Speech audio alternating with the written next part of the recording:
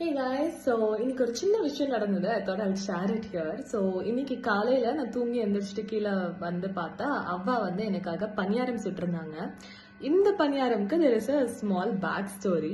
So basically இன்னைக்கு Sunday, இந்த Wednesday வந்து பணியாரம் சுட்டிருந்தாங்க. நான் எல்லாமே சாப்பிட்டு நல்லா இருந்துச்சுன்னு சொல்லி எல்லாமே சாப்பிட்டுட்டேன். அடுத்த நாள் வந்து நான் பாட்டிகிட்ட பேசிட்டே இருக்கும் போது நான் சொன்னேன், அவ்வா அந்த மாதிரி பணியாரம் சூப்பராக இருந்துச்சு, எப்பயாவது சுடுங்க அப்படின்னு சொல்லிட்டு சொன்னேன். நான் சும்மா தான் சொன்னேன். அண்ட் நான் யூஸ்வலாக வந்து இது செய்யுங்க அது செய்யுங்கன்னு சொல்லி ஸ்பெசிஃபை பண்ணிலாம் சொல்ல மாட்டேன்.